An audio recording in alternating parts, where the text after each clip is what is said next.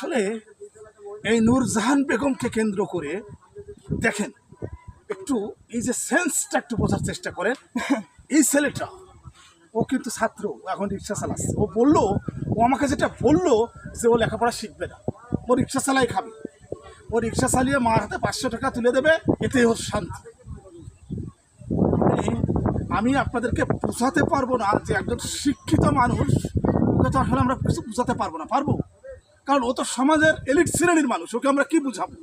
একজন ডক্টরেট ডিগ্রিধারী মানুষ, একজন বুয়েটের শিক্ষক, একজন ইংলিশ মিডিয়ামের শিক্ষিকা, তাকে আমি আপনি কি বোঝাতে পারি? কিছুই বোঝাতে পারি না। বরং আমরা তাদেরকে আরো সেলুট দিই যে তারা উচ্চশিক্ষিত, তাই না? সেখানে এই যে ছেলেটা বললো যে লেখাপড়া শিখে কী লাভ, যে লেখাপড়া শিখে মা বাপের খোঁজ রাখা যায় না, সে লেখাপড়া শিখবো না। তো আসলে আমরা এই শিক্ষা ব্যবস্থা চাই না। আমরা সেই শিক্ষা ব্যবস্থা চাই যে শিক্ষা শিক্ষিত হয়ে আমরা আমাদের মায়ের খোঁজ রাখতে পারবো। এটাই হচ্ছে মূল বিষয়, এটাই হচ্ছে মূল বিষয়।